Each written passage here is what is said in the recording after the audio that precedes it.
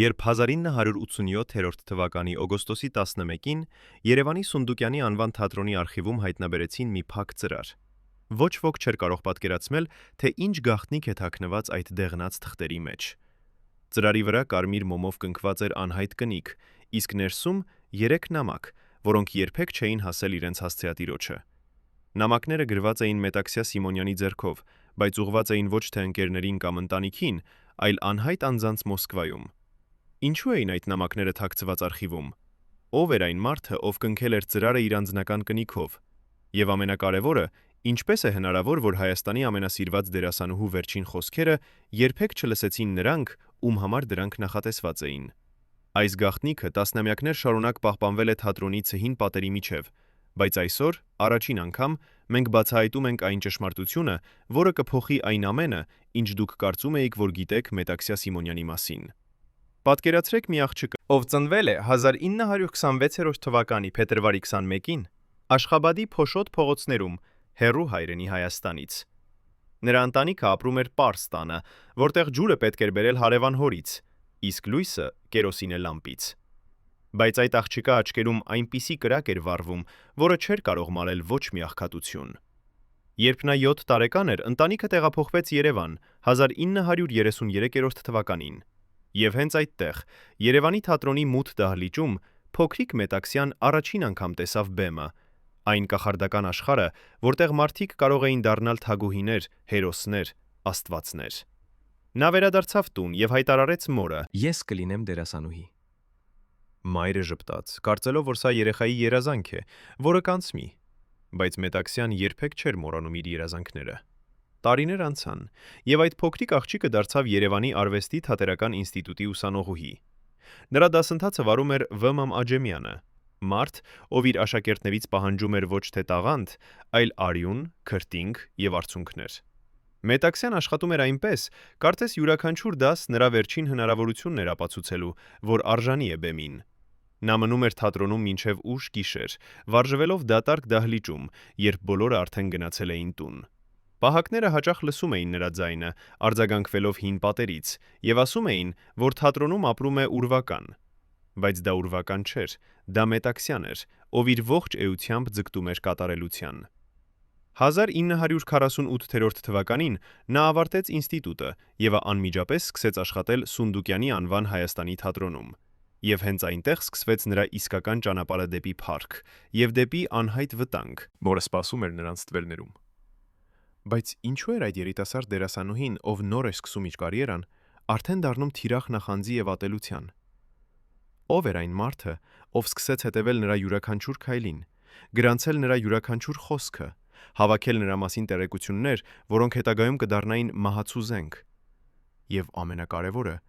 ինչպես է հնարավոր, որ մի երիտասարդ աղջիկ, ով պարզապես ուզում է խաղալ բեմում, դարձավ քաղաքական խաղի խաղաքարը, որի ճակատագիրը որոշվում էր ոչ թե Երևանում, այլ Մոսկվայի մութ գրասենյակներում։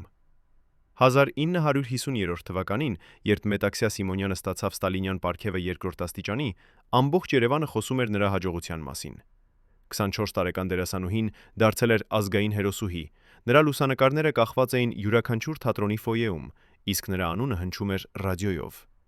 Բայց շատ քչերը գիտեին, թե ինչ գին էր վճարել Մետաքսյան այդ հաջողության համար։ Նրա գործընկերներից մեկը, ով խնդրել է չբացահայտել իր անունը, հիշում է այն օրը, երբ Մետաքսյան վերադարձավ Մոսկվայից, պարգևաբաշխությունից հետո։ Նա մտավ թատրոն եւ անմիջապես գնաց իր հարդարասենյակ։ Ես հետևեցի նրան, որովհետեւ ուզում էի շնորհավորել։ Բայց երբ բացեցի դուռը, տեսա, որ նա նստած է հայելու առջև եւ լալիս է։ Ոչ թե ուրախության արցունքներ, այլ այնպիսի հառաչանք, որը գալիս է հոգու խորքից։ Երբ հարցրի, թե ինչ է պատահել, նա պարզապես ասաց. Նրանք ինձ տեսան։ Նրանք հիմա գիտեն, թե ով եմ ես։ Ես չհասկացա, թե ինչ նկատի ուներ նա, բայց նրա աչքերում տեսա ահ, իսկական, անկեղծ ահ։ Ով էին նրանք, ում մասին խոսում էր Մետաքսյան։ Ինչու էր պարգևը, որը պետք է լիներ նրա կյանքի ամենաուրախ օրը, դարձել նրա ամենավատ ճակատագրի սկիզբը։ Եվ ինչու էր նա վախենում, որ տեսան իրեն։ Այս հարցերի պատասխանները թաքնված են այն փաստաթղթերում, որոնք երբեք չեն հրապարակվել պաշտոնապես, բայց որոնց մասին խոսում են նրանք, ովքեր աշխատել են Մետաքսյայի հետ։ Համաձայն այդ աղբյուրների, Մոսկվայում պարգևաբաշխության ժամանակ Մետաքսյան հանդիպել է մի մարդու, ով ներկայացել է որպես մշակույթի նախարարության ներկայացուցիչ։ Այդ մարդը հրավիրել է նրան մի կողմնակի զրույցի եւ ասել մի բան, որը փոխել է նրա ողջ կյանքը։ Ինչով էր այդ զրույցը այնքան սարսափելի, որ Մետաքսյան վերադարձել է Երևան ոչ թե հաղթող, այլ վախեցած կին։ Թատրոնում սկսեցին նկատել փոփոխություններ Մետաքսյայի վարքագծում։ Նա, ով միշտ եղել էր բաց եւ ընկերասեր, դարձավ փակ եւ զգուշավոր։ Նա հրաժարվում էր մասնակցել թատրոնական երեկույթներին, որտեղ ներկա էին պաշտոնյաներ Մոսկվայից։ Երբ նրան հարցնում էին ինչու, նա պարզապես ժպտում էր եւ ասում. «Ես հոգնած եմ»։ Բայց նրա ընկերները տեսնում էին, որ դա հոգնածություն չէր, դա վախ էր։ Մի անգամ 1951 թվականին թատրոնի տնօրենը կանչեց Մետաքսյային իր գրասենյակ եւ ասաց, որ Մոսկվայից եկել է հատուկ հանձնաժողով, որը ուզում է հանդիպել նրա հետ։ Մետաքսյան այնքան սաստիկ սկսեց դողալ, որ տնօրենը ստիպված եղավ բերել նրան ջուր։ «Ես չեմ կարող նրանց հետ խոսել», շշնջաց նա։ «Ես չեմ կարող»։ Տնօրենը փորձեց հանգստացնել նրան, բայց Մետաքսյան պարզապես վեր կացավ եւ դուրս եկավ գրասենյակից։ Այդ օրը նա չհայտնվեց թատրոնում, առաջին անգամ իր կարիերայում։ Բայց ամենաանհասկանալին այն էր, որ հանձնաժողովը, որը եկել էր Մոսկվայից, երբեք չհարցրեց Մետաքսյայի մասին։ Նրանք պարզապես անցկացրին մի քանի ժամ թատրոնում, խոսեցին տնօրենի հետ եւ հեռացան։ Կարծես նրանց նպատակը չէր հանդիպել Մետաքսյայի հետ, այլ պարզապես ցույց տալ, որ նրանք այնտեղ են, որ նրանք հետևում են, որ նրանք գիտեն։ Եվ այդ հոգեբանական ճնշումը, այդ անընդհատ սպասումը, թե երբ կգան, երբ կհարցնեն, երբ կպահանջեն պատասխաններ, դարձավ Մետաքսյայի առօրյա իրականությունը։ Նա ապրում էր ոչ թե իր կյանքով, այլ անընդհատ սպասելով հարվածին, որը նա գիտեր անխուսափելի էր։ 1960-րդ թվականների սկզբին Մետաքսյա Սիմոնյանը արդեն դարձել էր ոչ միայն Հայաստանի, այլև ամբողջ Խորհրդային Միության ամենահայտնի դերասանուհիներից մեկը։ Նրա հետ բեմում խաղում էին այնպիսի վարպետներ, ինչպիսիք են A.M. Ավետիսյանը եւ O.N. Գուլազյանը, եւ յուրաքանչյուր ներկայացում դառնում էր իրադարձություն։ Բայց հենց այդ ժամանակ էր, որ Մետաքսյայի շուրջը սկսեց ձևավորվել մի տարօրինակ մթնոլորտ՝ նախանձի, ատելության եւ գաղտնի դավադրությունների մթնոլորտ։ Թատրոնում սկսեցին տարածվել լուրեր, որ Մետաքսյան չափազանց մեծ է դարձել իր կոշիկների համար, որ նա մոռացել է, թե որտեղից է եկել, որ նա օգտագործում է իր կապերը Մոսկվայում։ Այս լուրերը չէին ունենում որևէ հիմք, բայց դրանք տարածվում էին այնպես արագ, կարծես մեկը հատուկ սերմանում էր դրանք թատրոնի պատերի միջև։ Եվ հենց այդ ժամանակ էր, որ Մետաքսյայի կյանքում հայտնվեց մի մարդ, ով կփոխեր նրա ողջ ճակատագիրը։ Այդ մարդը չէր աշխատում թատրոնում, նա չէր եկել Մոսկվայից, նա պարզապես էր միշտ այնտեղ, ստվերներում, հետևելով, լսելով, գրանցելով։ Նրա անունը երբեք չի հնչել պաշտոնական փաստաթղթերում, բայց բոլոր նրանք, ովքեր աշխատել են Մետաքսյայի հետ, գիտեն այդ անունը։ Նրանք չեն ուզում խոսել դրա մասին բարձրաձայն, բայց երբ հարցնում ես նրանց, ով էր այն մարդը, ով ոչնչացրեց Մետաքսյա Սիմոնյանին, նրանք բոլորը նայում են քեզ նույն ձևով եւ շշնջում։ Դու գիտես թե ով էր նա։ Մենք բոլորս գիտենք, բայց մենք չենք կարող ասել։ Այսօր 35 տարի անց Մետաքսյայի մահից մենք առաջին անգամ ունենք հնարավորություն խոսել մարդու հետ, ով աշխատել է նրա անձնական անվտանգության ծառայությունում։ Այո, դուք ճիշտ լսեցիք։ Մետաքսյա Սիմոնյանը, պարզ դերասանուհին, ուներ անձնական անվտանգության ծառայություն։ Ոչ թե այն պատճառով, որ նա վտանգված էր արտաքին թշնամիներից, այլ այն պատճառով, որ ինչ-որ մեկը Մոսկվայում որոշել էր, որ նա պետք է պաշտպանվի, կամ ավելի ճիշտ, վերահսկվի։ Այդ մարդը, ով այժմ 85 տարեկան է եւ ապրում է Երևանի արվարձաններից մեկում, համաձայնվեց խոսել մեզ հետ միայն մեկ պայմանով. մենք չպետք է բացահայտենք նրա անունը։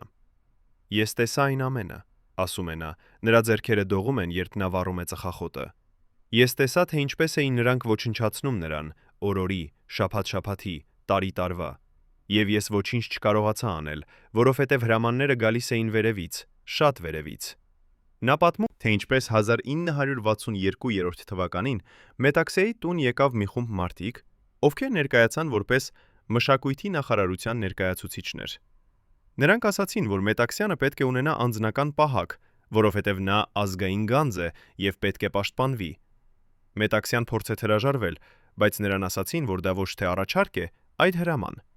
Եվ այդպես, նրա կյանքում հայտնվեցին մարդիկ, ովքեր հետևում էին նրա յուրաքանչյուր քայլին։ Նրանք ասում էին, որ պաշտպանում են նրան, բայց իրականում նրանք գրանցում էին նրա յուրաքանչյուր հանդիպումը, յուրաքանչյուր զրույցը, յուրաքանչյուր հեռախոսազանգը։ Մենք ստիպված էինք ամեն երեկո ուղարկել զեկույցներ Մոսկվա, ասում է նա։ Զեկույցներ այն մասին, թե ում հետ է խոսել Մետաքսյան, ինչ է ասել, ինչ է կարդացել, ինչ է դիտել հեռուստացույցով, ամեն ինչ։ Եվ ես գիտեի, որ այդ զեկույցները չեն գնում մշակույթի նախարարություն։ Դրանք գնում էին ուրիշ տեղ, շատ ավելի վտանգավոր տեղ։ Բայց ամենասարսափելին այն էր, որ Մետաքսյան գիտեր այս ամենի մասին։ Նա գիտեր, որ նրան հետևում են, լսում են, գրանցում են, եւ նա չէր կարող ոչինչ անել։ Նա շարունակում էր խաղալ թատրոնում, շարունակում էր ժպտալ հանրությանը, շարունակում էր ապրել այնպես, կարծես ամեն ինչ կարգին է։ Բայց նրա ընկերները տեսնում էին, թե ինչպես է նա փոխվում, ինչպես է նրա ժպիտը դառնում ավելի եւ ավելի արհեստական, ինչպես է նրա ձայնը կորցնում իր ուժը, ինչպես է նրա հայացքը դառնում ավելի եւ ավելի դատարկ։ Նա դարձավ ուրվական իր սեփական կյանքում, ասում է նրա մի գործընկերը։ Նա ապրում էր, բայց չէր ապրում։ Նա խաղում էր, բայց չէր զգում։ Նա ժպտում էր, բայց չէր ուրախանում։ Կարծես նրա հոգին արդեն մեռել էր, իսկ մարմինը պարզապես շարունակում էր շարժվել։ Եվ այստեղ է այն հարցը, որը տանջում է բոլորին, ովքեր սիրում էին Մետաքսյա Սիմոնյանին։ Ինչու՞։ Ինչու էր այդ կինը, ով միայն ուզում էր խաղալ բեմում, դարձել քաղաքական խաղի զոհը։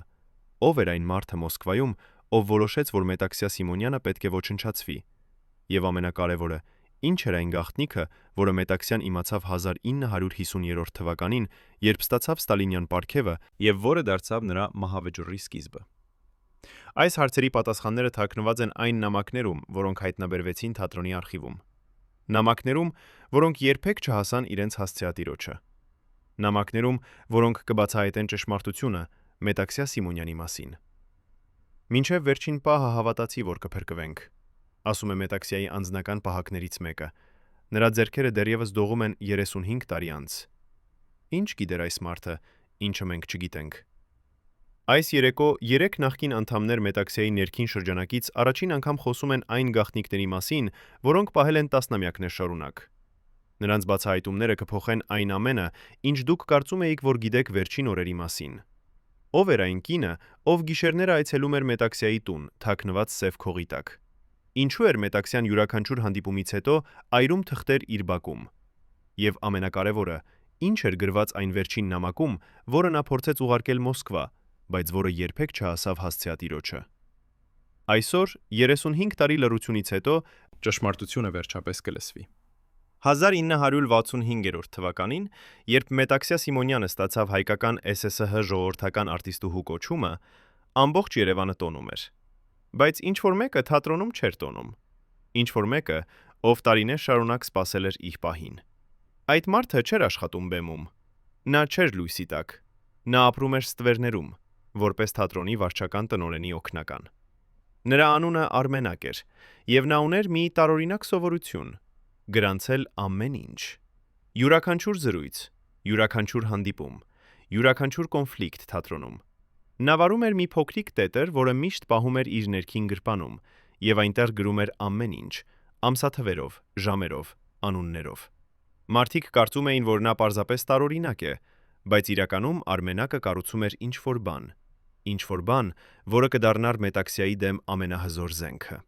Մետաքսյայի մի գործընկերը հիշում է, թե ինչպես Արմենակը միշտ հայտնվում էր այնտեղ, որտեղ Մետաքսյան էր խոսում ինչ-որ մեկի հետ։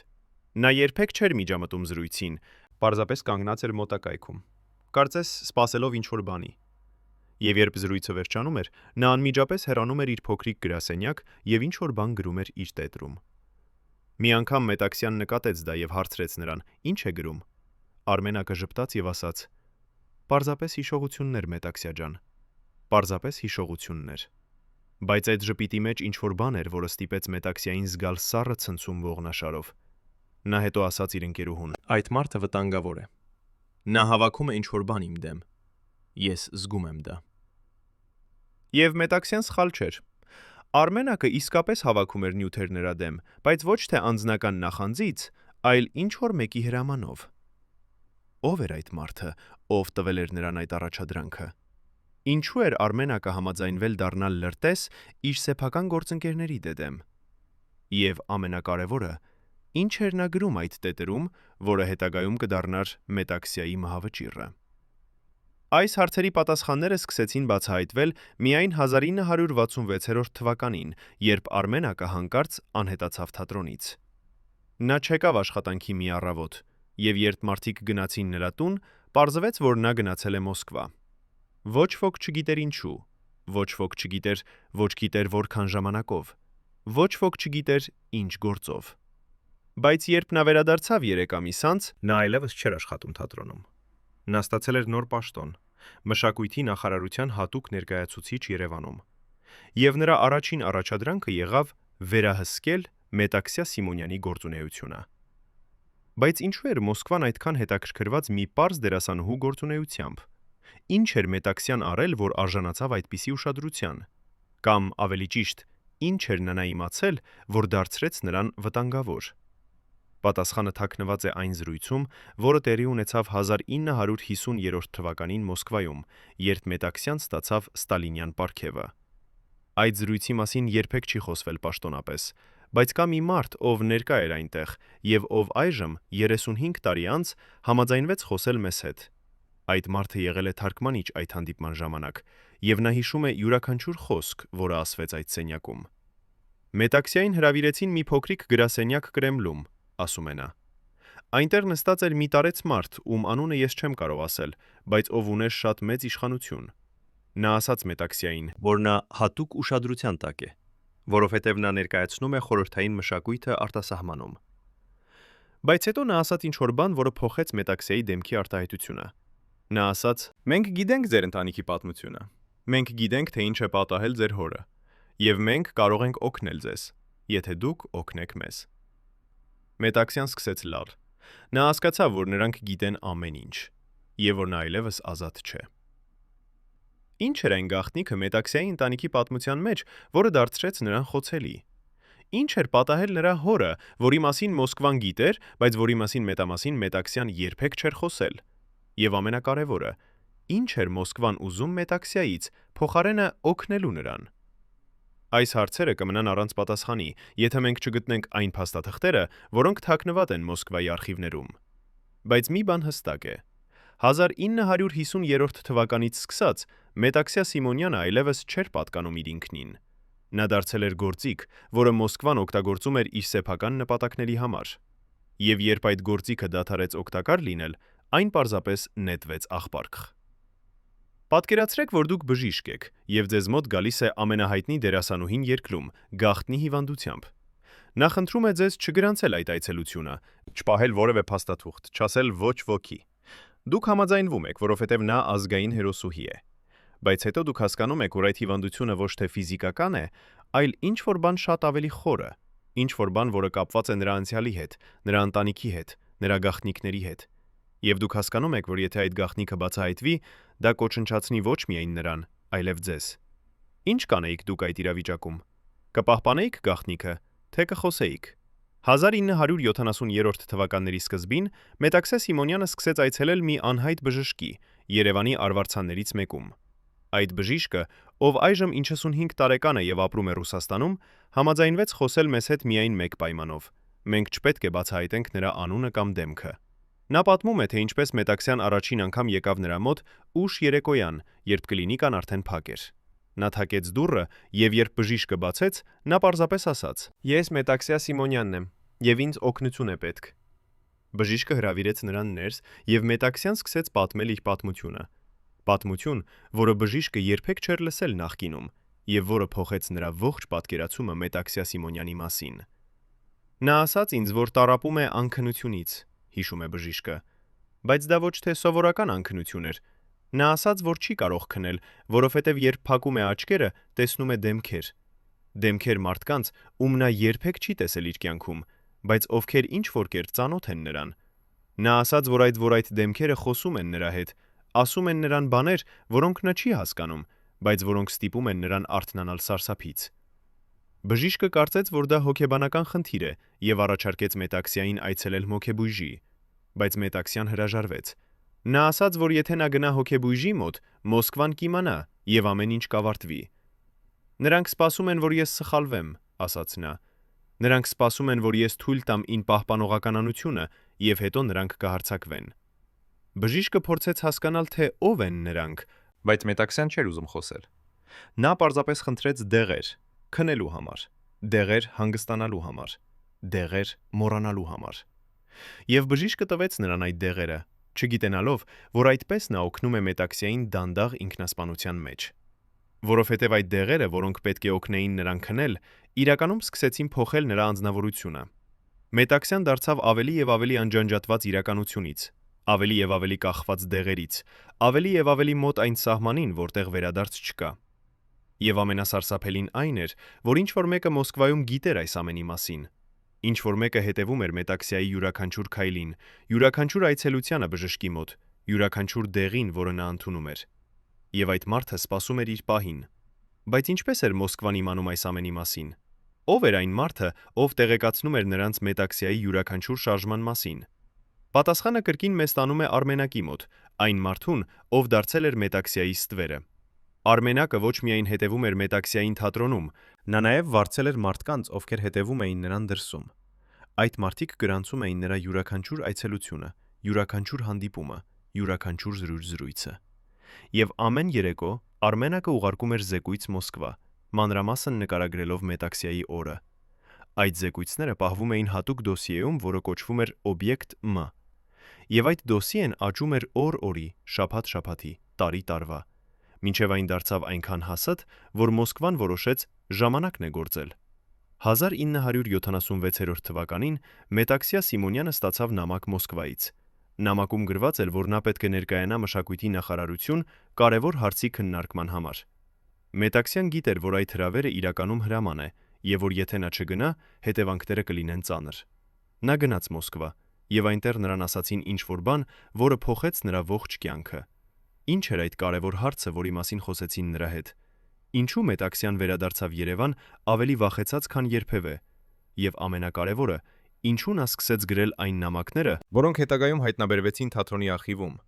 երբեք չուղարկված, երբեք չկարդացված, երբեք չլսված։ Երբ Մետաքսյա Սիմոնյանը 1981 թվականի հունվարի 13-ին ստացավ ԽՍՀՄ ժողովրդական արտիստուհու կոչումը, ամբողջ Հայաստանը հպարտանում էր նրանով։ Բայց ինչ-որ մեկը թատրոնում չէր հպարտանում։ Ինչ-որ մեկը, ով տարիներ շարունակ սպասել էր այս պահին, երբ Մետաքսյան կհասնի իր գագաթնակետին, որպիսի հետո նրան կարելի լինի գցել ներքև։ Այդ մարդը Արմենակն էր, եւ նա արդեն ուներ ամեն ինչ, ինչ պետք էր՝ տարիների զեկույցներ, փաստաթղթեր, վկայություններ, լուսանկարներ։ Նա ուներ ամբողջ դոսիեն, որը կարող էր ոչնչացնել Մետաքսյա Սիմոնյանին մեկ օրում։ Բայց նա սպասեց։ Նա սպասեց, մինչև Մետաքսյան ստանա իր ամենաբարձր պատիվը, որպիսի անկումը լինի ավելի ցավոտ, ավելի հրապարակային, ավելի ամբողջական։ 1981 թվականի գարնանը Արմենակը ներկայացրեց իր դոսիեն Մոսկվային։ Դոսիեում կային մանրամասն զեկույցներ Մետաքսիայի յուրաքանչյուր կասկածելի գործողության մասին, նրա այցելությունները անհայտ բժշկի մոտ, նրա գաղտնի հանդիպումները մարդկանց հետ, ում Մոսկվան համարում էր անվստահելի, նրա խոսքերը, որոնք կարող էին մեկնաբանվել որպես հակախորհրդային։ Բայց ամենակարևորը, դոսիեում կար տեղեկություն Մետաքսիայի ընտանիքի պատմության մասին, տեղեկություն, որը Մետաքսյան փորձել էր թաքցնել ողջ կյանքը։ Տեղեկություն այն մասին, որ նրա հայրը, ով մահացել էր, երբ Մետաքսյան դեռ երեխա էր, իրականում չէր մահացել բնական մահով։ Նա եղել էր քաղաքական բանտարկյալ, ով մահացել էր բանտում 1938 թվականին։ Եվ այդ փաստը, որը Մետաքսյան թաքցրել էր տասնամյակներ շարունակ, այժմ դարձավ նրա դեմ ամենահզոր զենքը։ Մոսկվան ստացավ դոսիեն եւ սկսեց քննություն։ Քննություն, որը իրականում էր ոչ թե ճշմարտության որոնում, այլ պատրվակ Մետաքսյա Սիմոնյանին հեռացնելու համար հանրային կյանքից։ Նրան կանչեցին Մոսկվա բացատրություններ տալու համար։ Նա գնաց եւ այնտեղ նրան ասացին, որ նա խախտել է վստահությունը, որ նա թաքցրել է իր ընտանիքի պատմությունը, որ նա կապեր է ունեցել կասկածելի անձանց հետ։ Մետաքսյան փորձեց պաշտպանվել, բայց նրա խոսքերը ընկան խուլ ականջների վրա։ Որոշումը արդեն կայացված էր։ Մետաքսյա Սիմոնյանը պետք է հեռացվեր։ Ոչ թե ֆիզիկորեն, դա կլիներ չափազանց ակնհայտ, այլ հոգեբանորեն, մասնագիտորեն, սոցիալապես։ Նա պետք է դառնար ուրվական մարդ, ում մասին բոլորը մոռանում են, մարդ, ով դանդաղ անհետանում է հանրային կյանքից, առանց որևէ աղմուկի, առանց որևէ սկեսկանդալի։ Եվ այդպես էլ եղավ։ 1981 թվականից սկսած Մետաքսյա Սիմոնյանը դանդաղ սկսեց կորչել։ Նրան ավելի քիչ դերեր էին տալիս թատրոնում, նրա անունը ավելի քիչ էր հնչում ռադիոյով։ Նրա լուսանկարները դանդաղ հեռացվեցին թատրոնի պատերից։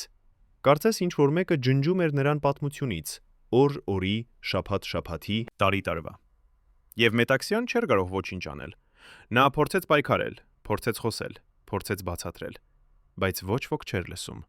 Բոլորը վախենում էին նրա հետ կապ ունենալուց, վախենում էին նրան օգնելուց, վախենում էին նույնիսկ նրա հետ խոսելուց։ Որովհետև բոլորը գիտեին, որ Մետաքսյան Սիմոնյանը նշված էր, եւ որ ով օգնի նրան, ինքն էլ կդառնա թիրախ։ Բայց Մետաքսյան չէր հանձնվում։ Նա սկսեց գրել նամակներ, նամակներ մեր Մոսկվա, նամակներ մշակույթի նախարարություն, նամակներ անհատական պաշտոնյաներին, ում նա կարծում էր, որ կարող են օգնել նրան։ Նա գրում էր այդ նամակները գիշերները, երբ բոլորը քնած էին, եւ թաքցնում էր դրանք իր տան գաղտնի վայրում։ Նա վախենում էր դրանք ուղարկել, որովհետև գիտեր, որ եթե Արմենակը իմանա, հետևանքները կլինեն ծանր։ Բայց նա նաև գիտեր, որ եթե չուղարկի, նա երբեք չի փրկվի։ Եվ այդպես այդ նամակները մնացին թաքնված, երբեք չուղարկված, երբեք չկարդացված, երբեք չլսված։ Մինչև 1987 թվականի օգոստոսի 11-ը, երբ Մետաքսյա Սիմոնյանի պատմությունը հասավ իր ողբերգական ավարտին։ Բայց նախքան այդ ավարտը, Մետաքսյան արեց մի բան, որը փոխեց ամեն ինչ։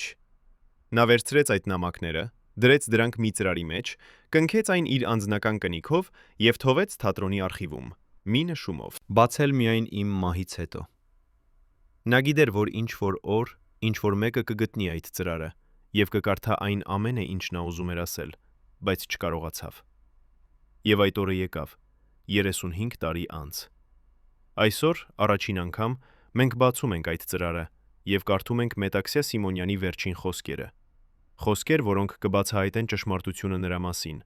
Խոսքեր, որոնք կփոխեն այն ամենը, ինչ դուք կարծում էիք, որ գիտեք։ Խոսքեր, որոնք վերջապես կտան արդարություն մի կնոջը, ով եղավ նախանձի եւ քաղաքականության զոհը։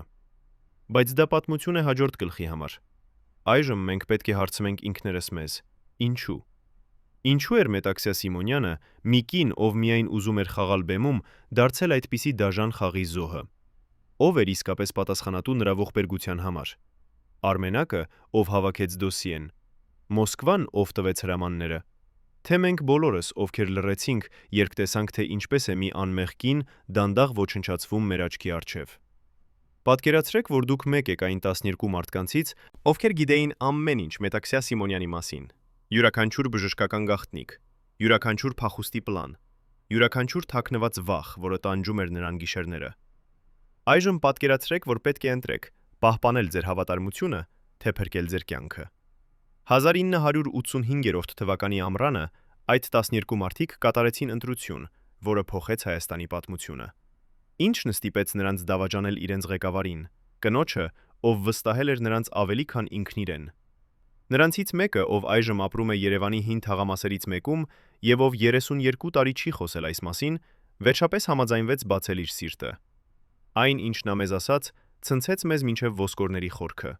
Նա խոսեց այն գաղտնի հանդիպումների մասին, որոնք տեղի էին ունենում Մետաքսյայի տան ստորգետնյա սենյակում,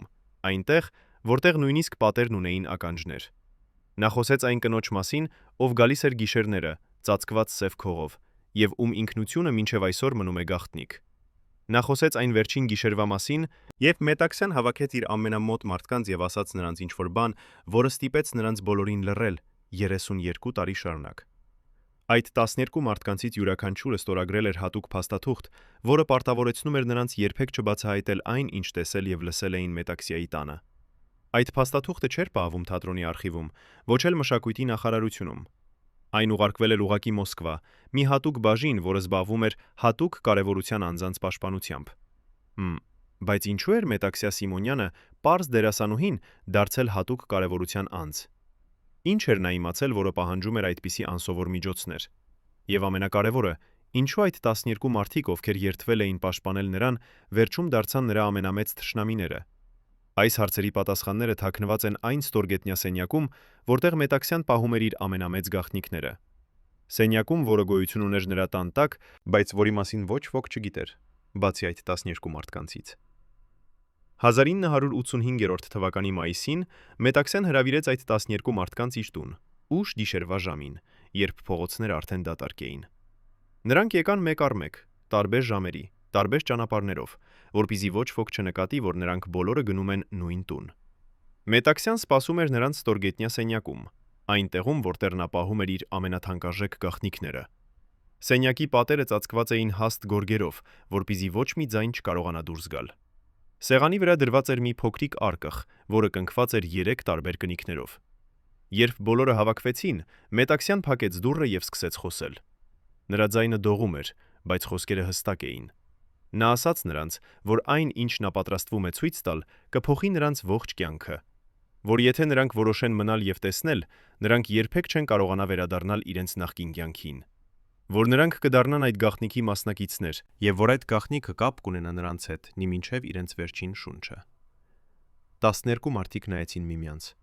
Նրանցից մի քանիսը ուզում էին հեռանալ, բայց Մետաքսյան արդեն բացել էր արկղը։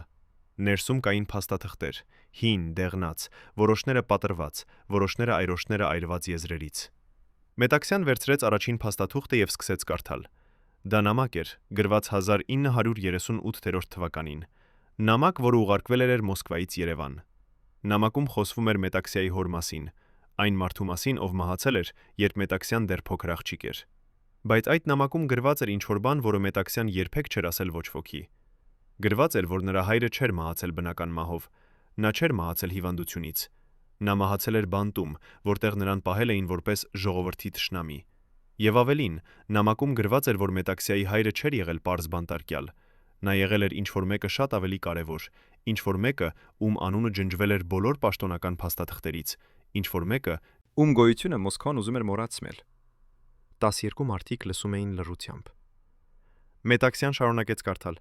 Փաստաթուղթ փաստաթղթի հետևից։ Յուրաքանչյուր փաստաթուղթ բացահայտում էր նոր գաղտնիք, նոր ճշմարտություն, նոր սարսափ։ Եվ երբ նա ավարտեց, սենյակում թագավորում էր լիակատար լռություն։ Ոչ ոք չէր շարժվում, ոչ ոք չէր խոսում, ոչ ոք նույնիսկ չէր շնչում։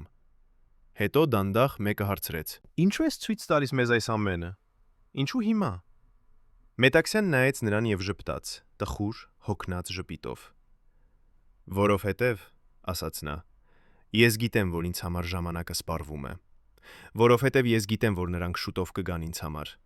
Եվ որովհետև ես ուզում եմ, որ գոնե դուք իմանաք ճշմարտությունը, որpիսի երբ ես չլինեմ, դուք կարողանաք պատմել աշխարհին այն, ինչ իրականում պատահեց։ Բայց 12 մարդիկ չպատմեցին աշխարհին։ Նրանք պահպանեցին լռությունը 32 տարի շարունակ։ Ինչու։ Ինչն ստիպեց նրանց դավաճանել Մետաքսյայի վստահությանը։ Պատասխանը պարզ է եւ միաժամանակ սարսափելի։ Վախը։ Վախը, որ եթե նրանք խոսեն, նրանք կդառնան հաջորդ զոհերը։ Վախը, որ Մոսկվան, որը ոչնչացրեց Մետաքսյա Սիմոնյանին, կոչնչացնի նաեւ նրանց։ Եվ այդ վախը չէր անհիմն, որովհետև 2 շաբաթ անց այդ գաղտնի հանդիպումից մեկը այդ 12 մարդկանցից անհետացավ։ Պարզապես անհետացավ, առանց որևէ հետքի, առանց որևէ բացատրության, առանց որևէ պատասխանի։ Եվ մյուս 11-ը հասկացան ուղերձը. լռեք, կամ դուք կլինեք հաջորդը։ Երևանի Սունդուկյանի անվան թատրոնի ստորգետնյա արխիվում, որտեղ օդը խոնավ է եւ հոտ է գալիս հին թղթից ու մոռացված պատմություններից, կա մի հատուկ բաժին, որտեղ պահվում են փաստաթղթեր, որոնք երբեք չեն պետք է տեսնել լույսը։ Այդ բաժինը կոչվում է հատուկ ֆոնդ, եւ մուտքը դրան ունեն միայն 3 մարդ ամբողջ Հայաստանում։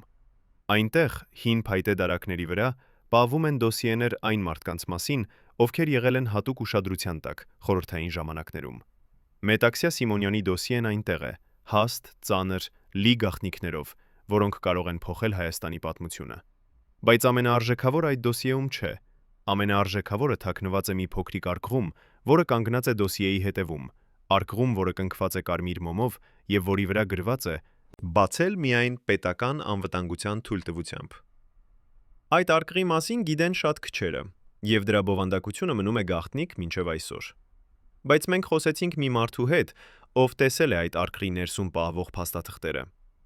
Այդ մարդը աշխատել է արխիվում 40 տարի, եւ նա հիշում է այն օրը, երբ առաջին անգամ բացեց այդ արկղը։ Դա եղավ 1991 թվականին, ասում է նա, նրա ձայնը դողում է հիշողություններից։ Խորհրդային միությունը փլուզվել էր, եւ մենք մտածեցինք, որ վերջապես կարող ենք բացել այն գաղտնիքները, որոնք թաքնված էին տասնամյակներ շարունակ։ Ես վերցրի այդ արկղը, կոտրեցի կնիքը եւ բացեցի այն։ Ներսում կային փաստաթղթեր, որոնք ստիպեցին ինձ նստել, որովհետև ոտքերս այլևս չէին պահում ինձ։ Այդ փաստաթղթերը ցույց էին տալիս ինչ-որ բան, որը Մոսկվան փորձել էր թաքցնել տասնամյակներ շարունակ։ Ցույց էին տալիս, որ Մետաքսյա Սիմոնյանի հայրը, ով մահացել էր 1938 թվականին, իրականում չէր եղել պարզ քաղաքական բանտարկյալ։ Նա եղել էր ինչ-որ մեկը շատ ավելի կարևոր։ Նա եղել էր մի խմբի անդամ, որը կոչվում էր Ազատ Հայաստան։ Խումբ, որը պայքարում էր Հայաստանի անկախության համար, երբ անկախությունը դեռ երազ էր։ Այդ խումբը ոչնչացվել էր Մոսկվայի կողմից, եւ բոլոր նրա անդամները մահացել էին բանտերում կամ աքսորում։ Բայց նախքան մահանալը նրանք թողել էին ինչ-որ բան՝ փաստաթղթեր, նամակներ, պլաններ, որոնք ցույց էին տալիս, թե ինչպես կարելի է ազատագրել Հայաստանը Խորհրդային Միության ճիշտ ներսից։ Եվ այդ փաստաթղթերը թաքնված էին մի տեղում, որտեղ Մոսկվան երբեք չէր կարող գտնել դրանք։ Բայց Մետաքսյա Սիմոնյանը գիտեր, թե որտեղ են այդ փաստաթղթերը։ Նրա հայրը նախքան մահանալը ուղարկել էր նրան մի նամակ, գաղտնի նամակ, որը հասել էր նրան միայն տարիներ անց։ Այդ նամակում նա ասել էր իր դստերը, թե որտեղ է թաքցրել այդ փաստաթղթերը։ Եվ Մետաքսյան, երբ մեծացավ եւ հասկացավ, թե ինչ նշանակություն ունեն այդ փաստաթղթերը, գնաց եւ գտավ դրանք։ Նա գտավ դրանք եւ պահեց դրանք տարիներ շարունակ, չգիտենալով ինչ անել դրանց հետ։ Նա գիտեր, որ եթե բացահայտի դրանք, Մոսկվան կոչնչացնի նրան։ Բայց նա նաեւ գիտեր, որ եթե չբացահայտի դրանք, նրա հոր զոհողությունը կմնա անիմաստ։ Եվ այդպես նա ապրեց այդ երկու ճշմարտությունների միջև տարիներ շարունակ, մինչև վերջապես որոշեց, որ ժամանակն է գործել։ 1985 թվականին Մետաքսյան վերցրեց այդ փաստաթղթերը եւ դրեց դրանք այն արկղում, որը հետո թաքցրեց թատրոնի արխիվում։ Նա գիտեր, որ Մոսկվան շուտով կգա նրա համար, եւ նա ուզում էր համոզվել, որ այդ փաստաթղթերը կպահպանվեն։ Բայց նա նաեւ արեց ինչ-որ բան ավելին։ Նա ստեղծեց մի քարտեզ, որը ցույց էր տալիս, թե որտեղ են թաքնված այլ գաղտնիքներ, այլ փաստաթղթեր, այլ ճշմարտություններ, որոնք Մոսկվան փորձել էր ջնջել։ Եվ այդ քարտեզը նա տվեց մեկին, ում նա վստահում էր ավելի, քան ինքն իրեն։ Բայց ով էր այդ մարդը։ Ով էր այն անձը, ում Մետաքսյան վստահեց իր ամենամեծ գաղտնիքը։ Եվ ամենակարևորը, որտեղ է այդ քարտեզը այսօր։ Արխիվի աշխատակիցը, ով տեսավ այդ փաստաթղթերը, ասում է, որ նա փորձեց գտնել այդ քարտեզը, բայց չկարողացավ։ Ես փնտրեցի ամենուր, ասում է նա։ Ես փնտրեցի արխիվի յուրաքանչյուր անկյունում, յուրաքանչյուր արկղում, յուրաքանչյուր թանչուր դոսիեում։ Բայց այդ քարտեզը չկար։ Կարծես ինչ-որ մեկը վերցրել էր այն նախքան ես այնտեղ հասնելը։ Կամ ավելի վատ, կարծես Մետաքսյան երբեք չէր դրել այն այնտեղ։ Կարծես նա տվել էր այն ուրիշ մեկին, ով դեռ ապրում է, մեկին, ով դեռ պահում է այդ գաղտնիքը։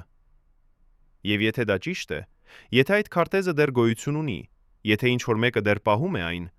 ապա դա նշանակում է, որ Մետաքսյա Սիմոնյանի պատմությունը դեռ չի ավարտվել։ Դա նշանակում է, որ ինչ-որ տեղ, ինչ-որ մեկը սպասում է ճիշտ պահին, բացահայտելու այն ճշմարտությունները, որոնք կփոխեն Հայաստանի պատմությունը։ Բայց ինչու է այդ մարդը սպասում։ Ինչու չի բացահայտում այդ գաղտնիքները հիմա, երբ Խորհրդային Միությունը այլևս գոյություն չունի, երբ Հայաստանը անկախ է, երբ ճշմարտությունը կարող է վերջապես ասվել առանց վախի։ Պատասխանը ըստ արխիվի աշխատակցի պարզ է։ Որովհետև, ասում է նա, այդ գաղտնիքները վտանգավոր են ոչ միայն անցյալի համար, այլև ներկայի համար։ Որովհետև այդ փաստաթղթերը ցույց են տալիս ոչ միայն այն, ինչ արեց Մոսկվան Հայաստանին, այլև այն, թե ովքեր օգնեցին Մոսկվային դա անել։ Եվ այդ մարդկանցից շատերը դեռ ապրում են։ Շատերը դեռ իշխանության մեջ են, շատերը դեռ վտանգավոր են։ Երբ մարդու մարմինը սկսում է մերժել իրեն, երբ ձեռքերը դողում են այնքան, որ չես կարող բռնել բաժակը, երբ ոտքերը այլևս չեն կարող պահել քեզ, երբ միտքը մառախլվում է եւ հիշողությունները խառնվում են երազների հետ, դա ոչ միայն ֆիզիկական տառապանք է, դա նաեւ իշխանության վերջի սկիզբն է։ Մետաքսյա Սիմոնյանի վերջին տարիները եղան այդպիսի տառապանքի ժամանակաշրջան։ Տառապանք, որը նա փորձում էր թաքցնել հանրությունից, բայց որը տեսանելի էր բոլորին, ովքեր մոտիկից գիտեին նրան։ Նրա անձնական բժիշկը, ով խնամում էր նրան վերջին 5 տարիների ընթացքում, հիշում է, թե ինչպես Մետաքսյան յուրաքանչյուր առավոտ արտանում էր ցավից։ Նա ինձ ասում էր, որ զգում է, թե ինչպես է նրա մարմինը դանդաղ մերժում նրան, ասում է բժիշկը։ Նա ասում էր, որ յուրաքանչյուր օր ավելի դժվար է դառնում շարժվել, խոսել, նույնիսկ մտածել։ Բայց ամենասարսափելին այն էր, որ նա չէր ուզում, որ ինչ-որ մեկը իմանա դրա մասին։ Նա վախենում էր, որ եթե Մոսկվան իմանա, որ նա հիվանդ է, դրանք կօգտագործեն դա նրա դեմ։ Բժիշկը նշանակում էր մետաքսիային դեղեր, ցավի դեմ, անքնության դեմ, դեպրեսիայի դեմ, բայց այդ դեղերը ունեին կողմնակի ազդեցություններ, որոնք դարձնում էին մետաքսիայի կյանքը ավելի դժվար։ Նա դառնում էր ավելի մոռացկոտ, ավելի շփոթված, ավելի անջատված իրականությունից։ Թատրոնում մարդիկ սկսեցին նկատել, որ մետաքսիան այլևս նույնը չէ։ Նա մոռանում էր իր տողերը բեմում, շփոթվում էր պարզ հրահանգներում, երբեմն նույնիսկ չէր ճանաչում մարդկանց, ում տարիներ շարունակ աշխատել էր։ Բայց երբ մարդիկ հարցնում էին նրան, ամեն ինչ կարգին է արդյոք, նա միշտ ժպտում էր եւ ասում. Ես պարզապես հոգնած եմ։ Ամեն ինչ կարգին է։ Բայց ամեն ինչ կարգին չէր։ Մետաքսիա Սիմոնյանը դանդաղ մահանում էր, եւ բոլորը տեսնում էին դա, բայց ոչ ոք չէր խոսում դրա մասին։ 1986 թվականին մետաքսիայի առողջական վիճակը այնքան վատացավ, որ նա ստիպված եղավ դադարեցնել խաղալը բեմում։ Թատրոնի տնօրենությունը պաշտոնապես հայտարարեց, որ մետաքսյանը ժամանակավոր արձակուրդի մեջ է, բայց բոլորը գիտեին, որ դա ճշմարտություն չէ։ Մետաքսյան այլևս չէր կարող խաղալ, որովհետև նրա մարմինը այլևս չէր ենթարկվում նրան։ Նա անցկացնում էր իր օրերը տանը, մենակ, միայն իր բժշկի եւ մի քանի մոտ ընկերների այցելություններով։ Բայց նույնիսկ այդ ընկերները դանդաղ սկսեցին հեռանալ, որովհետև Մետաքսյանի վիճակը դառնում էր ավելի ու ավելի դժվար տեսնելի։ Նա, ով մի ժամանակ եղել էր Հայաստանի ամենագեղեցիկ եւ ամենաուժեղ դերասանուհին, այժմ դարձել էր ստվեր, որը դանդաղ անհետանում էր մթության մեջ։ Բայց Մետաքսյանի ֆիզիկական տառապանքը ոչինչ էր համեմատած նրա հոգեկան տառապանքի հետ։ Նա գիտեր, որ նրա ժամանակը սպառվում է եւ որ նա չի կարողացել անել այն, ինչ ուզում էր անել։ Նա չի կարողացել բացահայտել ճշմարտությունը իր հոր մասին, չի կարողացել պաշտպանել իր ընտանիքի պատիվը, չի կարողացել պայքարել Մոսկվայի դեմ։ Նա զգում էր, որ ձախողվել է, եւ այդ զգացումը տանջում էր նրան ավելի, քան ցանկացած ֆիզիկական ցավ։ Նրա բժիշկը հիշում է, թե ինչպես Մետաքսյան մի անգամ ասաց նրան. «Ես մահանում եմ ոչ թե հիվանդությունից, այլ ձախողումից։ Ես մահանում եմ, որովհետև չկարողացա անել այն, ինչ պետք է անեի։ Եվ այդ գիտակցությունը սպանում է ինձ ավելի արագ, քան ցանկացած հիվանդություն»։ Բայց Մետաքսյանը չէր հանձնվել։ Նույնիսկ իր վերջին օրերին, երբ նա գրեթե չէր կարող շարժվել, նա շարունակում էր գրել։ Նա գրում էր նամակներ, գրում էր հուշագրություններ, գրում էր ամեն ինչ, ինչ ուզում էր, որ աշխարհը իմանա իր մասին։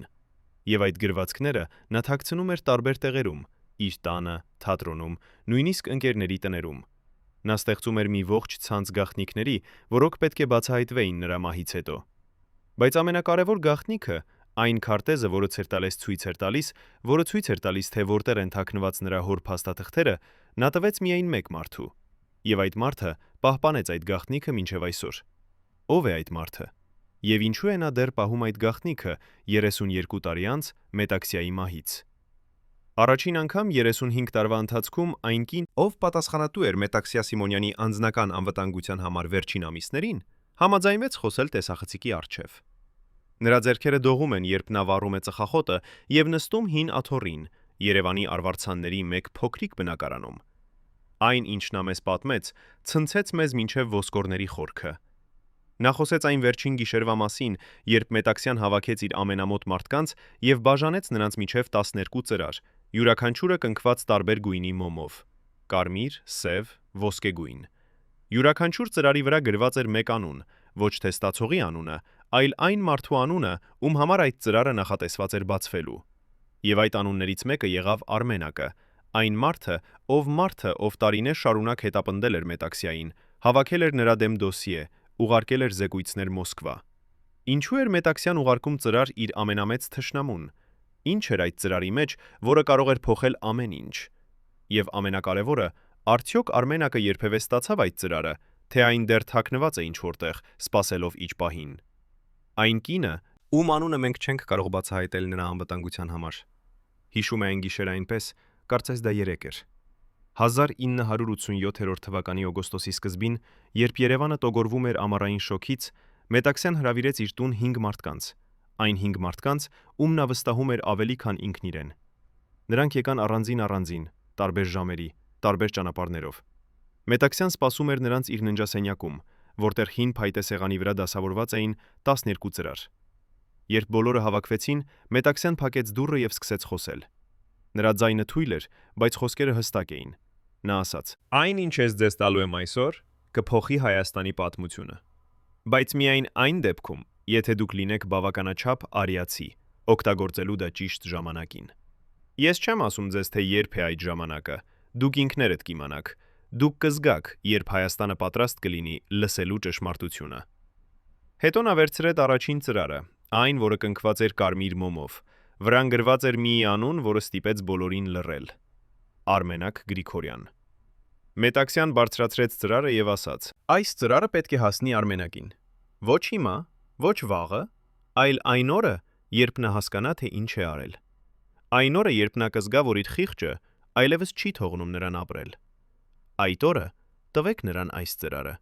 եւ ասեք նրան, որ Մետաքսյան ներում է տվել նրան նախքան նա խնդրելը։ Սենյակում թագավորում էր լիակատար լռություն։ Ոչ ոք չէր հասկանում, թե ինչու Մետաքսյան ներում էր տալիս մարդուն, ով ոչնչացրել էր նրան։ Բայց Մետաքսյան չբացատրեց։ Նա պարզապես տվեց ծրարը մեկին եւ անցավ հաջորդին։ Յուրաքանչյուր ծրար ուներ իր պատմությունը, իր հասցեատիրոջը, իր նպատակը։ Մի ծրար էր նախատեսված Մոսկվայի մի պաշտոնյայի համար, ով օգնել էր Մետաքսյային դժվար պահերին։ Մեկ այլ ծրար էր նախատեսված Երևանի մի բժշկի համար, ով խնամել էր նրան վերջին տարիներին։ Եվս մեկը թատրոնի տնօրենի համար, ով փորձել էր պաշտպանել նրան Մոսկվայի ճնշումներից։ Բայց ամենակարևոր ծրարը, այն, որը կնքված էր ոսկեգույն մոմով, Մետաքսյան չտվեց ոչ ոքի։ Նա պահեց այն իր մոտ եւ ասաց. այս ծրարը կբացվի միայն այն օրը, երբ Հայաստանը կդառնա իսկապես ազատ։ Ոչ թե ձևականորեն ազատ, այլ իսկապես ազատ։ Ազատ Մոսկվայից, ազատ վախից, վախից, ազատ ստից։ Այդ օրը ինչ որ մեկը կգտնի այս ծրարը եւ կբացի այն։ Եվ այն, ինչ ներսում է, կցույց տա ճանապարհը դեպի ճշմարտությունը։ Բայց որտեղ է այդ ծրարը այսօր։ Այն կինը, ով ներկա էր այդ գիշերը, ասում է, որ Մետաքսյան վերցրեց այն եւ թաքցրեց ինչ որտեղ իր տանը։ Նա չասաց որտեղ, նա չտվեց որևէ հուշում։ Նա պարզապես ասաց. երբ ժամանակը գա, ճիշտ մարդը կգտնի այն։ Եվ հետո մի քանի օր անց Մետաքսե Սիմոնյանինի պատմությունը հասավ իր ողբերգական ավարտին։ 1987 թվականի օգոստոսի 11-ին, երբ Երևանը դեռ քնած էր, Մետաքսյայի սիրտը դադարեց զարկել։ Նա մահացավ իր տանը, մենակ, առանց որևէ մեկի ներկայության։ Բժիշկները ասացին, որ դա սրտի կաթված էր, բայց նրանք, ովքեր գիտեին Մետաքսյայի պատմությունը, գիտեին, որ դա ավելին էր։ Դա էր մի կնոջ սրտի կոտրվածությունը, ով պայքարել էր ողջ կյանքը եւ վերջապես հանձնվել էր։ Բայց Մետաքսյայի մահը չէր ավարտը, դա էր սկիզբը մի պատմության, որը շարունակվում է մինչև այսօր։ Որովհետև այն ծրարները, որոնք Մետաքսյան բաժանեց իր վերջին գիշերը, դեռ գոյություն ունեն։ Դրանցից մի քանիսը բացվել են, մի քանիսը դեռ թաքնված են, իսկ ամենակարևորը, այն ոսկեգույն ծրարը, դեռ սպասում է իր պահին։ Եվ երբ այդ ծրարը բացվի, երբ այն, ինչ ներսում է, բացահայտվի աշխարհին, Հայաստանի պատմությունը կգրվի նորից։ Բայց մինչև այդ օրը մենք կարող ենք միայն հարցնել. ով է այն մարդը, Ով պահում է այդ գաղտնիքը։ Եվ ինչու է նա դեռ սպասում։ Երևանի Տոխմախի գերեզմանատանը, որտեղ հանգչում են Հայաստանի ամենամեծ մարդիկ, կա մի գերեզման, որը միշտ ծածկված է թարմ ծաղիկներով։ Մետաքսյա Սիմոնյանի գերեզմանը։ Յուրաքանչյուր օր, առավոտյան վաղ, երբ արևը դեռ չի ծագել, ինչ որ մեկը գալիս է եւ դնում է նոր ծաղիկներ այդ գերեզմանի վրա։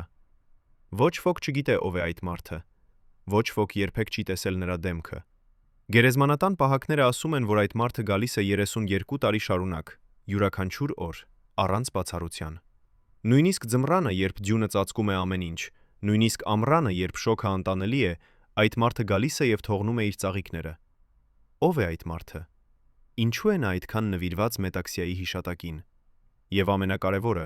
արդյոք այդ մարդը նույնն է, ով պահում է այն ոսկեգույն ծրարը, որը Մետաքսյան թաքցրեց իր վերջին օրերին։ Մենք որոշեցինք պարզել։ Մենք սպասեցինք գերեզմանատանը մի ամբողջ գիշեր, թաքնված ծառերի ետևում, սպասելով այն առեղծվածային այցելուին։ Եվ երբ արևածագը սկսեց լուսավորել երկինքը, Մենք տեսանք նրան։ Մի տարեցկին, ով քայլում էր դանդաղ, հենվելով ձեռնափայտի վրա։ Նրա դեմքը ծածկված էր սև շարֆով, բայց նրա աչքերը տեսանելի էին։ Աչքեր, որոնք լի էին ցավով եւ սիրով։ Նա մոտեցավ Մետաքսյայի գերեզմանին, դրեց ծաղիկները եւ կանգնեց այնտեղ մի քանի րոպե, լռությամբ։ Հետո նա սկսեց խոսել։ Նա խոսում էր Մետաքսյայի հետ, կարծես նա դեռ ապրում էր, կարծես նա կարող էր լսել։ Եվ այն, ինչ նա ասաց, ստիպեց մեզ հասկանալ, թե ով է նա։ Մետաքսյա ջան, շշնջաց նա, նրա ձայնը կոտրված էր հուզմունքից։ 32 տարի է, որ ես գալիս եմ այստեղ։ 32 տարի է, որ ես պահում եմ քո գաղտնիքը, բայց ես չգիտեմ, թե քանի ժամանակ դեռ կարող եմ սպասել։ Ես ծերանում եմ, Մետաքսյա ջան։ Իմ ժամանակը սպառվում է, եւ ես վախենում եմ, որ եթե ես մեռնեմ նախքան ճիշտ ժամանակը գալը, քո գաղտնիքը կմնա թաքնված հավերժ։ Նա լռեց մի պահ, հետո շարունակեց. Բայց ես խոստացել եմ քեզ։ Ես խոստացել եմ, որ կպահեմ այդ ծրարը, մինչև Հայաստանը կդառնա իսկապես ազատ։ Եվ ես կպահեմ իմ խոստումը, նույնիսկ եթե դա նշանակում է, որ ես պետք է տանեմ այդ գաղտնիքը իմ հետ գերեզման։ Մենք սպասեցինք, մինչև նա հեռացավ, հետո մոտեցանք նրան։ Մենք ներկայացանք եւ բացատրեցինք, որ մենք լրագրողներ ենք, ովքեր հետազոտում են Մետաքսյա Սիմոնյանի պատմությունը։ Նա նայեց մեզ երկար, նրա աչքերը ուսումնասիրում էին մեր դեմքերը, կարծես փորձելով որոշել արդյոք կարող է վստահել մեզ։ Հետո նա ասաց. Ես գիտեի, որ այս օրը կգա։ Մետաքսյան ասել էր ինձ, որ մի օր ինչ որ մեկը կգա եւ կհարցնի ճշմարտությունը։ Եվ նա ասել էր, որ երբ այդ օրը գա, ես պետք է պատմեմ ամեն ինչ։ Մենք հրավիրեցինք նրան մի հանգիստ տեղ, որտեղ կարող էինք խոսել առանց վախի։ Եվ այնտեղ, մի փոքրիկ սրճարանում, Երևանի կենտրոնում, նա պատմեց մեզ պատմություն, որը փոխեց մեր ողջ պատկերացումը Մետաքսյա Սիմոնյանի մասին։ Այն կինը, ում անունը Լուսինե է, եղել է Մետաքսյայի անձնական օգնականը վերջին 10 տարիների ընթացքում։ Նա եղել է այնտեղ, երբ Մետաքսյանը ստացավ Ստալինյան պարգևը, եղել է այնտեղ, երբ Մետաքսյանը պայքարում էր Մոսկվայի դեմ, եղել է այնտեղ, երբ Մետաքսյանը դանդաղ մահանում էր իր տանը։ Եվ նա եղել է այնտեղ այն վերջին գիշերը, երբ Մետաքսյան տվեց նրան այն ոսկեգույն ծրարը եւ ասաց. Այս ծրարը քո պատասխանատվությունն է։ Դու պետք է պահես այն մինչև ճիշտ ժամանակը։ Եվ երբ այդ ժամանակը գա, դու պետք է տաս այն ճիշտ մարդուն։ Ոչ ինձ, ոչ քեզ, այլ Հայաստանին։ Լուսինեն պահել է այդ ծրարը 32 տարի շարունակ։ Նա պահել է այն իր տանը, թաքնված մի տեղում, որտեղ ոչ ոք չի կարող գտնել։ Նա երբեք չի բացել այն, երբեք չի նայել ներսում, երբեք չի փորձել պարզել ինչ է այնտեղ։ Նա պարզապես պահել է իր խոստումը Մետաքսյային։ Բայց այժմ, 32 տարի անց, Լուսինեն զգում է, որ ժամանակը մոտենում է։ Նա զգում է, որ Հայաստանը դանդաղ դառնում է այն երկիրը, որի մասին երազում էր Մետաքսյան։ Երկիր, որտեղ ճշմարտությունը կարող է ասվել առանց վախի։ Երկիր, որտեղ անցյալի գաղտնիքները կարող են բացահայտվել առանց վտանգի։ Երկիր, որտեղ Մետաքսյա Սիմոնյանի զոհողությունը վերջապես կարող է ճանաչվել։ Եվ այդ պատճառով Լուսինեն համաձայնվեց խոսել մեզ հետ։ Այդ պատճառով նա որոշեց, որ ժամանակն է բացահայտել այն, ինչ Մետաքսյան ուզում էր, որ աշխարհը իմանա։ Նա տարավ մեզ իր տուն, մի փոքրիկ բնակարան Երևանի հին թաղամասում։ Այնտեղ, հին փայտե դարակի ետևում, թաքնված մի փոքրիկ անցքում, պահվում էր այն ոսկեգույն ծրարը։ Լուսինեն վերցրեց այն դողացող ձեռքերով եւ տվեց մեզ։ Բացեք այն, ասաց նա։ Բացեք այն եւ ասեք աշխարհին այն, ինչ Մետաքսյան ուզում էր ասել։ Մենք բացեցինք ծրարը։ Ներսում կային 3 բան։ Առաջինը նամակ, գրված Մետաքսյայի ձեռքով, նամակ, որը ուղղված էր Հայաստանի ժողովրդին։ Երկրորդը քարտեզ, որը ցույց էր տալիս, թե որտեղ են թաքնված Մետաքսյայի հոր փաստաթղթերը, այն փաստաթղթերը, որոնք ապացուցում էին, որ նրա հայրը եղել է Ազատ Հայաստան շարժման հիմնադիրներից մեկը։ Եվ երրորդը մի փոքրիկ բանալի, որի վրա փորագրված էր մի համար՝ 1345։ Մենք չգիտեինք, թե ինչի համար է այդ բանալին, բայց Լուսինեն գիտեր։ Դա բանալին է, ասաց նա, դեպի մի անվտանգ տուփ, որը պահվում է Երևանի պետական բանկում։ Այդ տուփում Մետաքսյան պահել է ամեն ինչ,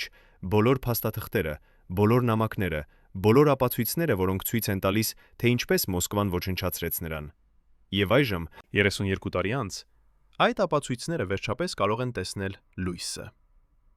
Երբ մենք բացեցինք այն անվտանգ տուփը Երևանի պետական բանկում, օգտագործելով այն բանալին, որը Մետաքսյան թողել էր ոսկեգույն ծրարում,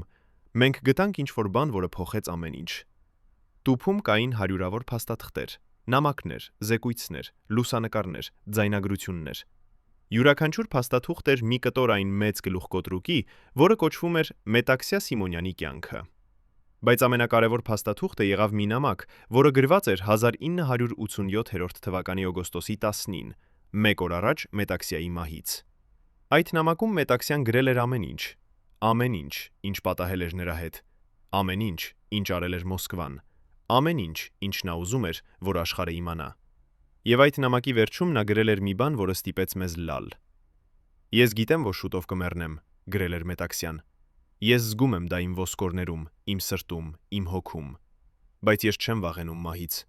Ես վախենում եմ միայն մեկ բանից, որ իմ պատմությունը կմոռացվի, որ իմ հոր զոհողությունը կմնա անճանաչ, որ Հայաստանը երբեք չիմանա ճշմարտությունը։ Այդ պատճառով ես թողնում եմ այս փաստաթղթերը։ Այդ պատճառով ես թողնում եմ այս նամակը։ Ոչ թե որպես վրեժ խնդրություն, ոչ թե որպես մեղադրանք, այլ որպես վկայություն։ Վկայություն այն մասին, թե ինչ է պատահում, երբ մի ժողովուրդ թույլ է տալիս, որ վախը վերահսկի իր կյանքը։ Վկայություն այն մասին, թե ինչ է պատահում, երբ ճշմարտությունը թաքնվում է ստերի տակ։ Վկայություն այն մասին, թե ինչ է պատահում, երբ մի կին, ով միայն ուզում էր խաղալ բեմում, դառնում է քաղաքական խաղի զոհը։ Մետաքսյան շարունակել էր. Բայց ես ուզում եմ, որ դուք իմանաք մի բան։ Ես ներում եմ նրանց բոլորին։ Ես ներում եմ Արմենակին, ով հավաքեց դոսիեն իմ դեմ։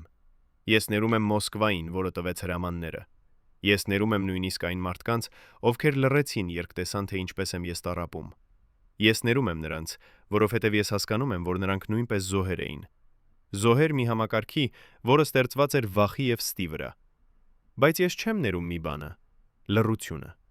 Լռությունը, որը թույլ տվեց, որ այս ամենը պատահի։ Լռությունը, որը թույլ տվեց, որ ճշմարտությունը թաքնվի։ Լռությունը, որը թույլ տվեց, որ իմ հոր զոհողությունը մոռացվի։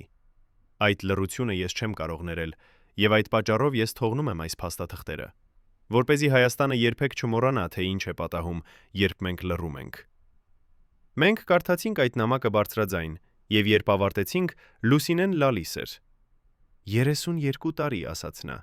32 տարի ես սպասեցի այս պահին։ 32 տարի ես պահեցի Մետաքսիայի գաղտնիքը,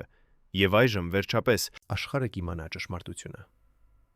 Բայց ճշմարտությունը միայն սկիզբն էր, որովհետև երբ մենք սկսեցինք ուսումնասիրել այն փաստաթղթերը, որոնք պահում էին անվտանգ տուփում, մենք հայտնաբերեցինք ինչ-որ բան, որը ցնցեց մեզ ավելի քան ցանկացած այլ բան։ Մենք հայտնաբերեցինք, որ Արմենակը, այն մարդը, ով հավաքել էր դոսիեն Մետաքսիայի դեմ, իրականում չէր եղել պարզ լրտես։ Նա եղել էր ինչ-որ մեկը շատ ավելի բարդ։ Փաստաթղթերից մեկում, որը գրված էր 1986 թվականին, Մետաքսյան նկարագրել էր մի հանդիպում, որը տեղի էր ունեցել նրա եւ Արմենակի միջև։ Այդ հանդիպման ժամանակ Արմենակը ասել էր Մետաքսիային ինչ-որ բան, որը փոխել էր նրա ողջ պատկերացումը նրա մասին։ Արմենակը ասել էր. Մետաքսիա ջան, դու կարծում ես, որ ես քո թշնամին եմ, բայց դու սխալվում ես։ Ես ոչ թե քո թշնամին եմ, այլ քո պաշտպանիչը։ Ամեն ինչ ես արել եմ, ամեն զեկույց, որը ես ուղարկել եմ Մոսկվա, ամեն տեղեկություն, որը ես հավաքել եմ քո մասին, ամեն ինչ եղել է քեզ պաշտպանելու համար։ Որովհետև ես գիտեի, որ եթե ես չանեի դա, ուրիշ մեկը կաներ։ Եվ այդ ուրիշ մեկը չէր լինի այնքան զգույշ, այնքան խնամքով, այնքան նվիրված քեզ պաշտպանելուն։ Մետաքսյան չէր հավատացել նրան։ Նա կարծել էր, որ դա պարզապես հերթական ստե, հերթական փորձ շփոթեցնելու նրան։ Բայց հետո Արմենակը ցույց տվեց նրան ինչ-որ բան, մի փաստաթուղթ, որը ապացուցում էր, որ նա ասում է ճշմարտությունը։ Այդ փաստաթուղթը եղավ հրաման Մոսկվայից, որը պահանջում էր վերացնել Մետաքսիա Սիմոնյանին։ Բայց այդ հրամանի տակ կար մի նշում, գրված Արմենակի ձեռքով. Հրամանը չի կատարվել։ Օբյեկտը դեռ օգտակար է։ Արմենակը բացատրել էր Մետաքսիային, որ նա տարիներ շարունակ պաշտպանել է նրան, համոզելով Մոսկվային, որ Մետաքսյանը դեռ օգտակար է, որ նա դեռ կարող է ծառայել Խորհրդային Միության շահերին։ Եվ այդպես Արմենակը փրկել էր Մետաքսիայի կյանքը, ոչ թե մեկ անգամ, այլ տասնյակ անգամներ։ Բայց ինչու։ Ինչու էր Արմենակը պաշտպանում Մետաքսիային, երբ նրա աշխատանքը եղել էր հետևել նրան։ Պատասխանը թաքնված էր մեկ այլ փաստաթղթում, մի նամակ, որը Արմենակը գրել էր Մետաքսիային, բայց երբեք չէր ուղարկել։ Այդ նամակում Արմենակը բացատրել էր, որ նա եղել է Մետաքսիայի հորընկերը։ Նրանք միասին եղել են Ազատ Հայաստան շարժման մեջ, միասին պայքարել են Հայաստանի անկախության համար։ Բայց երբ շարժումը ոչնչացվեց, Արմենակը փրկվեց, միայն այն պատճառով, որ նա համաձայնվեց աշխատել Մոսկվայի համար։ Եվ նրա առաջին առաջադրանքը եղավ հետևել Մետաքսիա Սիմոնյանին, իր լավագույն ընկերոջ դստերը։ Արմենակը գրել էր. Ես գիտեի, որ եթե ես չանեի դա, ուրիշ մեկը կաներ։ Եվ ես չէի կարող թույլ տալ, որ քեզ հետ պատահի այն, ինչ պատահեց քո հոր հետ։ Այդ պատճառով ես դարձա քո ստվերը, ոչ թե որպեսի վնասեմ քեզ, այլ որպեսի պաշտպանեմ քեզ։ Երբ մենք կարդացինք այդ նամակը, մենք հասկացանք, որ Մետաքսյա Սիմոնյանի պատմությունը շատ ավելի բարդ էր, քան մենք կարծում էինք։ Դա ոչ թե պարզ պատմություն էր մի կնոջ մասին, ով դարձավ քաղաքականության զոհը, դա պատմություն էր հավատարմության մասին, զոհողության մասին, սիրո մասին։ Պատմություն մի մարդու մասին, ով ստիպված եղավ դավաճանել իր սկզբունքներին, փրկելու համար այն կնոջը, ում նա սիրում էր որպես իր սեփական դուստրը։ Եվ պատմություն մի կնոջ մասին, ով երբեք չիմացավ, որ նրա ամենամեծ թշնամին իրականում եղել է նրա ամենամեծ պաշտպանիչը։ 1987 թվականի օգոստոսի 11-ին, երբ Մետաքսյա Սիմոնյանի սիրտը դադարեց զարկել, Արմենակը եղավ առաջին մարդը, ով իմացավ դրա մասին։ Նա եղավ այնտեղ, Մետաքսյայի տանը, երբ բժիշկները եկան եւ հայտարարեցին, որ նա այլևս չկա։ Եվ նա եղավ այնտեղ, երբ նրանք տարան Մետաքսյայի մարմինը։ բայց նախքան նրանք տանելը, Արմենակը արեց ինչ-որ բան, որի մասին ոչ ոք չգիտեր մինչև այսօր։ Նա մտավ Մետաքսյայի ննջասենյակ եւ վերցրեց մի փոքրիկ տետր, որը պահվում էր նրա բարձի տակ։ Այդ տետրում Մետաքսյան գրել էր իր վերջին մտքերը, իր վերջին երազանքները, իր վերջին վախերը։ Եվ Արմենակը վերցրեց այդ տետրը եւ պահեց այն 32 տարի շարունակ։ Այսօր 35 տարի անց Մետաքսյայի մահից Արմենակը այլևս չկա։ Նա մահացավ 1999 թվականին, 3 տարի անց Խորհրդային Միության փլուզումից։ Բայց նախքան մահանալը նա տվեց այդ տետրը իր դստերը եւ ասաց նրան. «Երբ ժամանակը գա, տուր այն ճիշտ մարդուն։ Ճիշտ մարդը կիմանա, թե ինչ անել դրա հետ»։ Եվ այսօր այդ դուստրը, ով այժմ 50 տարեկան է եւ ապրում է Երևանում, տվեց մեզ այդ տետրը։ Նա ասաց. «Իմ հայրը երբեք չխոսեց Մետաքսյա Սիմոնյանի մասին, բայց ես գիտեի, որ նա սիրում էր նրան։ Ես տեսնում էի դա նրա աչքերում, երբ նա լսում էր նրա անունը։ Ես տեսնում էի դա նրա ձեռքերում, երբ նա բռնում էր այդ տետրը։ Եվ ես գիտեի, որ մի օր ես պետք է տամ այն ինչ-որ մեկին, ով կպատմի աշխարհին ճշմարտությունը»։ Մենք բացեցինք այդ տետրը եւ կարդացինք Մետաքսյայի վերջին խոսքերը։ Խոսքեր, որոնք գրված էին 1987 թվականի օգոստոսի 10-ին, մեկ օր առաջ նրա մահից։ Մետաքսյան գրել էր. «Այսօր ես զգացի, որ իմ ժամանակը եկել է։ Ես զգացի դա իմ սրտում, իմ ոսկորներում, իմ հոգում։ Եվ ես պատրաստ եմ։ Ես պատրաստ եմ հեռանալ այս աշխարհից, որովհետև ես արել եմ այն ամենը, ինչ կարող էի անել։ Անել։ Ես թողել եմ իմ պատմությունը, թողել եմ իմ փաստաթղթերը, թողել եմ իմ ճշմարտությունը։ Եվ ես գիտեմ, որ մի օր, երբ Հայաստանը կդառնա իսկապես ազատ, այդ ճշմարտությունը կբացահայտվի»։ Նա շարունակել էր. «Բայց ես ուզում եմ, որ դուք իմանաք մի բան։ Իմ կյանքը չեղավ ձախողում։ Այո, ես չկարողացա անել այն ամենը, ինչ ուզում էի անել։ Այո, ես չկարողացա պաշտպանել իմ հոր պատիվը այնպես, ինչպես ուզում էի։ Այո, ես չկարողացա պայքարել Մոսկվայի դեմ այնպես, ինչպես պետք էր։ Բայց ես ապրեցի։ Ես ապրեցի իմ կյանքը այնպես, ինչպես ուզում էի ապրել։ Ես խաղացի բեմում, ես սիրեցի իմ արվեստը, ես տվեցի ուրախություն հազարավոր մարդկանց։ Եվ դա բավական է։ Դա ավելին է, քան բավական է»։ Վերջին էջում Մետաքսյան գրել էր մի բան, որը ստիպեց մեզ լալ։ Նա գրել էր. «Եթե դուք կարդում եք այս խոսքերը, դա նշանակում է, որ ես այլևս չկամ։ Դա նշանակում է, որ իմ պատմությունը ավարտվել է։ Բայց ես ուզում եմ, որ դուք իմանաք, որ ես չեմ վախենում։ Ես չեմ վախենում մահից, ես չեմ վախենում մոռացվելուց։ Ես չեմ վախենում նույնիսկ այն բանից, որ իմ ճշմարտությունը երբեք չբացահայտվի,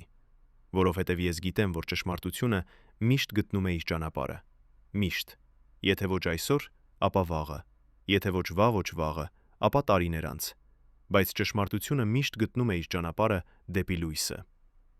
Այսօր, 35 տարի անց Մետաքսյա Սիմոնյանի մահից, մենք վերջապես կարող ենք պատմել նրա ողջական պատմությունը։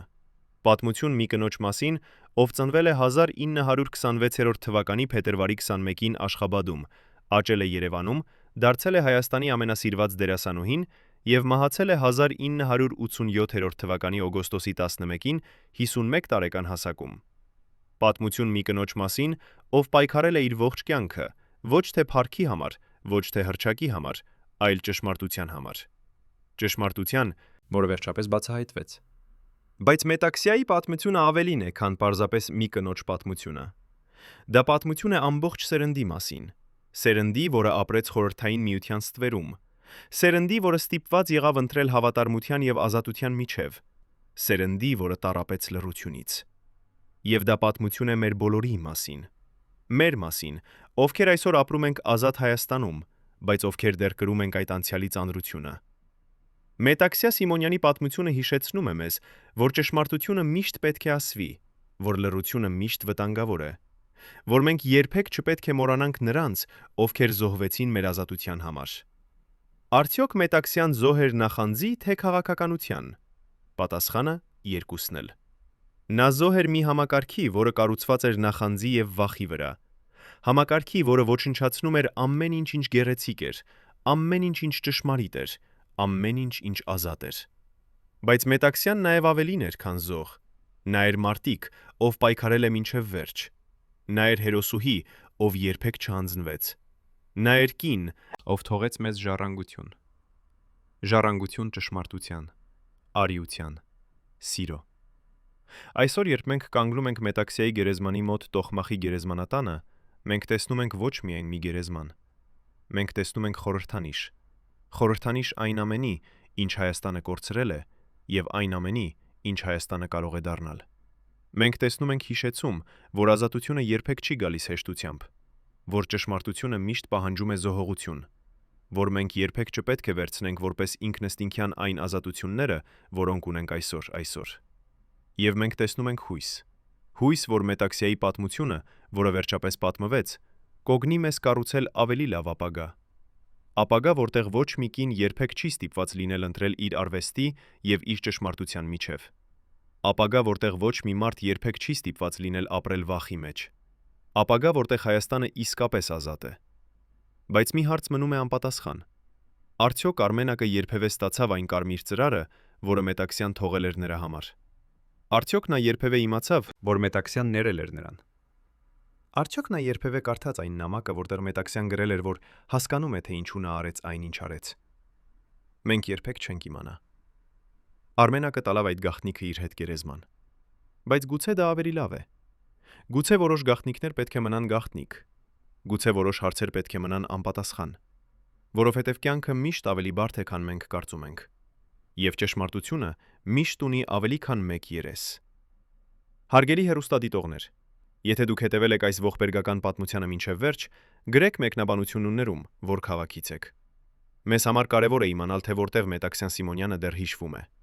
Եվ բաժանորդագրվեք ալիքին, չբաց թողնելու ճշմարտությունը պատմության կուռքերի մասին։